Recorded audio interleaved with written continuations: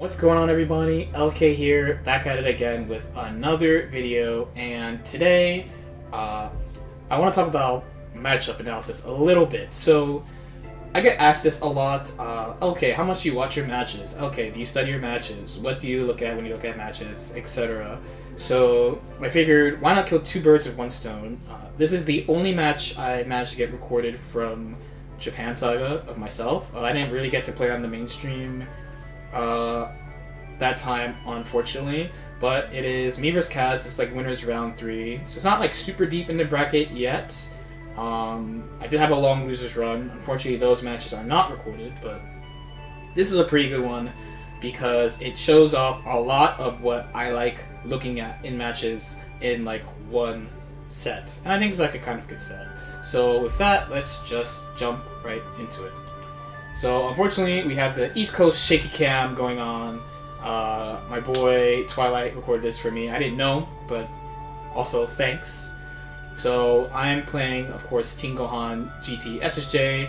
Kaz had recently switched to Kid Buu GT SSJ, which I thought was a really big departure for him to not play Yamcha, but I understand why he is playing this team, picking this team, and trying to get this team ready for the World Finals. Yeah, because he's already qualified, yes. So, there's one main thought. There's basically a main thought I have when I'm watching these type of sets, and it's how am I losing? How am I winning and how am I losing? Like, what am I doing right when I win? And am I winning because of my choices? Am I winning because something fortunate happened? Am I losing because of my choices? Am I losing because something unlucky happened? Character familiarity, stuff like that. So in this case, it's Kid Buu GT SSJ, so it's all characters I'm quite familiar with, and I am used to playing as a team as well.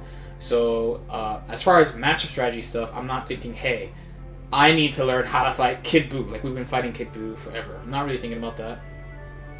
Instead, what I'm going to be looking at a lot is decision making and like my execution choices, stuff like that. So, like, the immediate thing you almost see from seeing this is that I make a lot of technical errors with Team Gohan. This is, at this point, let's say like 3 weeks ago, right? And I already see a lot of things that I've already improved on. The nice thing about noticing that your execution is an issue is that it's really easy to fix, right? You just go practice. It has nothing to do with strategy at all. If you don't know the combo, you can just go practice the combo. If you don't know the mix-up, you just practice the mix-up. If you don't know how to do your snap, you just go and practice your snap. It's very, very nice and straightforward.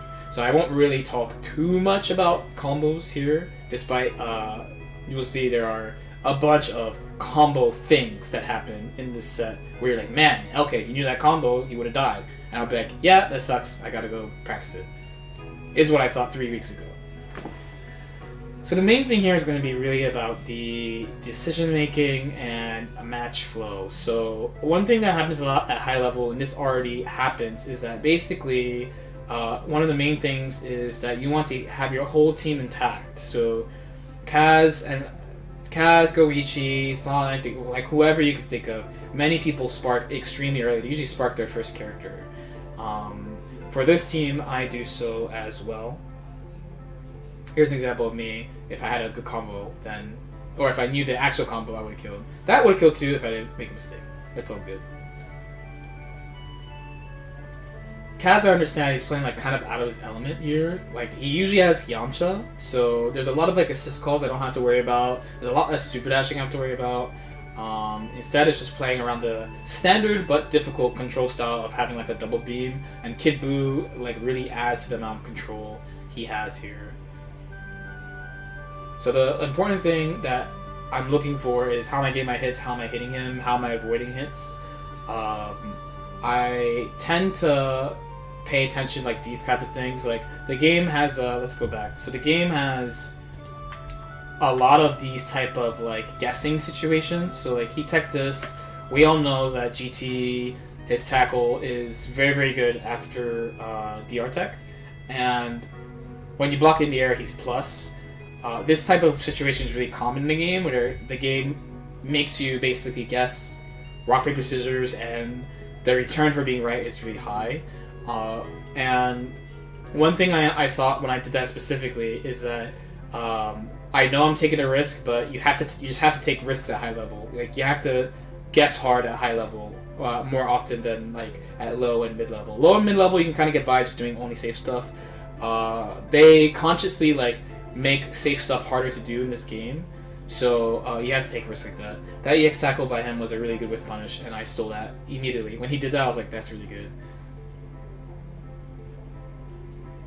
That was a good choice too. I didn't have my assist, so of course, again, it's like what I said. He took a risk on that, on me resetting my pressure there, but it was a well-meaning one. So here's gonna level 3 me. So I still have my sparking in this situation. He has used a spark a long time ago. GT is still alive. I want to keep GT alive because GT, obviously, I have some comeback factor of him. Meter gain, damage, spirit bomb, all that nonsense. One thing I like to say too is that the game basically just started, so I don't really consider the game to have started until both players have used their sparking, because up until then, like, everything else doesn't really mean anything, because you can make up for prior damage and mistakes with sparking. Also, you gain like a lot of meter, a lot of resource. You get access to things that you don't normally have access to. And honestly, like if both players use their level 1 sparking, the person who generally survives / wins that exchange or takes a character off that exchange generally wins the match. So like that's one of my big goals in that match. So I lost my first character, but I managed to like survive and use my sparking to end the game by killing 2 characters, which is good. I got a pretty good start here. I'm gonna do Universal Fuzzy, of course. Nice block. Nice block. I will say here, I don't really have it down. So here, I like kind of have it down. I don't really have the low timings down at this point, and I was like messing up the overheads. I'm still going for it because like, you know, it's my team's main game plan. That was a really good jump in. Could have 2H, but it's hard to recognize in the heat of the moment that the Ki Blast actually hit the other character. He wants to get SSJ Goku out, logically. SSJ Goku is his main support assist. His neutral, it's not like my team. So like my team, when I have SSJ Goku out, I can like fight. I have DP assist and GT assist. He only has GT, so he wants to get him out. Kid Boo's in. I want to kill Kid Boo. I desperately want to kill Kid Boo. That was good. He went down, saw me float down with the legs. I desperately want to kill Kid Boo, because out of this team, he gets mix-ups from everybody, and he gives mix-ups to everybody, so he's a really big issue on the team. I also did not have a chance to use level 1 sparking, which definitely hurts. I'm going to try to bring it back. I still have GT with level 2 sparking, but again, I much prefer to have my whole team functional. Losing a character is a big deal. You get less neutral, less mix-ups, less damage. Your only trade-off is literally your sparking is better. I would much prefer to have my whole team right now. I took a risk on that reflect, but I understood what I was doing. Nice 2H. So that is the am I going to Dragon Rush you, am I going to cross you up kind of thing. He covered everything by teching with 2H. I wanted to pick like fake cross up or DR. He picked 2H to beat both. Very good. I'm super behind right now. This game, I'm thinking now at this point, wow, he made a couple of really good choices to get ahead. I didn't have a chance to use sparking at all. Let's just try to do what we can. The other bad thing about this game too, match flow wise, is that he has like his whole team has a lot of life. So like if he had a couple of characters that were down to like 50% or so, I wouldn't feel so bad. Here my goal is I'm definitely trying to kill a character before using my sparking to try to make the game last longer. You can kind of even think of sparking as like a 4th character because you're using it to save your character. So I really want to kill one of his characters before using sparking, but if I get put in a situation that I feel like I will die, like actually die, then I will use sparking. So even here I didn't use sparking because I can't kill. What am I going to do? Instead I'm going to try to do as much as I can without using it. Level 3. Gonna make a pretty hard choice. Again, having more characters is good. He has like the threat of tagging and like a lot of stuff. He sparked immediately because he knows he's gonna die if he gets hit because I have a lot of resources. Now I'm pretty much forced to bring it out. I was plus there and he didn't realize it. Simple combo. Remember too that in sparking, simple combo that I dropped. Whoops. Okay, and this was one of those we call that hashtag tournament moments. Okay. So remember that in sparking, that if you're hitting someone else in sparking, they take more damage, of course, 20% more, but you also do more blue life damage, and you just do more damage to their life bar than if you're not in sparking.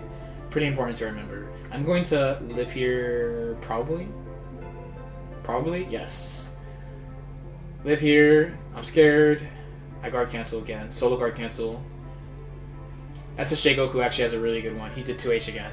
So by then, in my head, that's I adapted too slowly. Like, he already 2H'd another fake cross-up attempt I tried to do, and he did it again. And the worst part about it is that I did SSJ Goku same side. So if I did beam, I would have hit him. But I wanted it to be slightly more visually tricky. But he's relying on like defensive technique to hit me. So here's game 3. That was good. That was good. Looking for the high and the low, right? So he has like the cross up high, cross up low, same side high, same side low. I'm looking for all these things. I can't see DR in that case.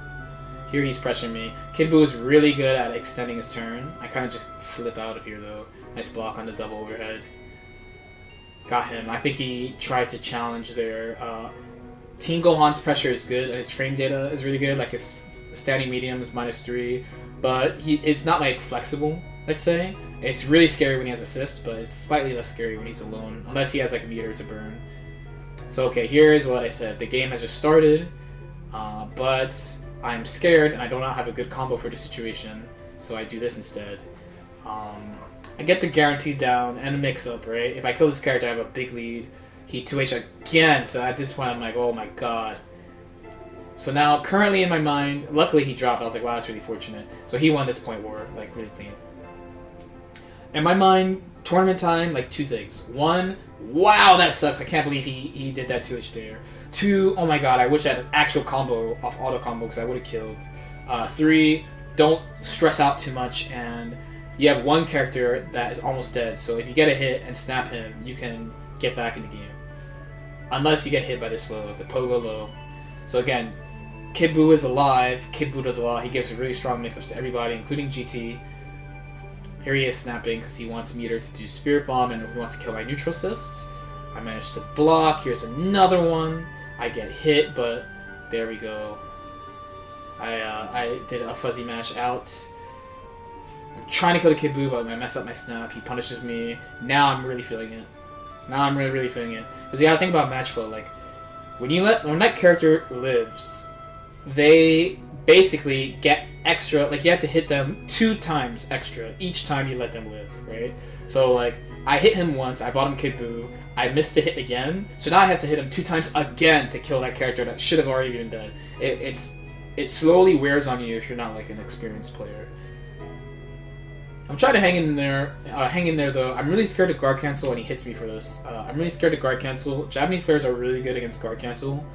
So I didn't want to guard cancel too preemptively, and he smoked me for it. Now, one character, again, thinking match flow wise, is this doable? Kinda. It's going to take, not a miracle, but it's going to take a lot of work, especially a player of his caliber.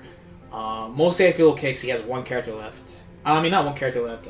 Kid Buu has taken some damage.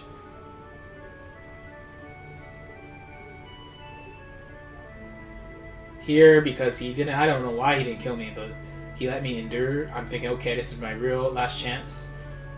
He basically protected his lead in a really good way. I had multiple chances to kill Kid Buu. After getting this hit, though, I'm feeling pretty good, because so I hit him here, right? If I get another hit on GT, GT will be dead. Kid Buu will only have 1 hit. If I can kill his Kid Buu, he doesn't play Yamcha anymore. I could do I could definitely do an SJ Goku mirror, right? But it's not looking good for our hero. I'm blocking, trying to get out. He's chasing my jump, doing my best to survive. That's my bad habit. That really sucks. I'm trying to smoke him somehow, get some type of hit. He brings in Kid Buu. Maybe not the best choice. He wants a better neutral. He's really pinning me down. I'm really scared to do anything, so I can't even be grazed. I got out of there. I really can't even be grazed. Not 1 time. This gets me from downtown. I lose. Okay. So what do I get from this? Okay, this is also my boy. This is my boy Twilight. Shout outs to him for uploading this. So what do I actually get from this? So the main thing is that it shows me the match flow I have is good. The decision making I have is good. A lot of the things is like, because this is what you have to think when you're reviewing your matches, like what actually happened. So a lot of the things that happened to me in this set were, of course, execution was a huge factor. This set was literally, like the game 3 literally happened because I didn't kill Kid Buu. It would have been a very different game if I killed Kid Buu. I would not have gotten hit by Pogo mix-ups later, probably being the main thing. There is also my defense. So my defense was overall good, but again, there's a thing about Japan's got a hard to guard cancel, so you have to aim for really specific spots to guard cancel them. There's also the thing where the way I played neutral, I felt very good. I felt very, very good about that. My mix-ups, again, need practice at that point, right? The last thing was probably, more than anything else, it was him 2H'ing. I did not adapt. I did not adapt to that thing, and I got 2H'd several times for trying to hit him certain ways that just aren't effective against Japanese players in general, and especially him. So, like, a lot of my hits came from him guard canceling poorly, or me winning RPS situations, or me doing, like, normal, like, standard mix-ups. A lot of his hits also came from mix-ups and neutral, but also from me making poor defensive decisions. So that's the kind of stuff you have to look at when you're looking at your games. Of course, like, the better your opponent, the more direct feedback you have. But, like, let's say you're learning a new character, you can learn a lot just from, like, playing 10 games and then going back and watching. You can learn a ton. And you just do this, like, a couple of times a week when you get to record your matches, and you can make progress pretty quickly. The better you get with the characters, the harder it can be to learn from your matches. And also, like, this is specifically a loss, but you can also watch the matches you win too as well and learn from them as well. It doesn't just have to be losses. Most people will look at losses because, well, I lost, but there could be a win that you got that was close, a win that you got where you got lucky, a win where you're like, wow, this is the way I want every game to go. I should try to do this every game. Wins are also good for positive feedback too, to remind you, like, hey, you're on the right path, you're on the right track, as opposed to, like, losses. Like, I felt good about my Japan Saga losses. Like, both the people I lost to, they both made top 8. The other person I lost to was Dogura in top 16 losers. I also had, like, on a lot of my sets, I was down a game a lot, or I was down characters a lot, and they came back. So that's, like, a lot of, like, positive reinforcement. That can kind of help you, like, keep going and keep on striving to improve. And besides that, just do this a couple times a week, like I said, and you will be fine. Cool. Let me know if you have any questions. Leave them in the comments. Like if you feel like it. Please, please, please subscribe. I really do appreciate all the new subscribers, and I'll see you next time.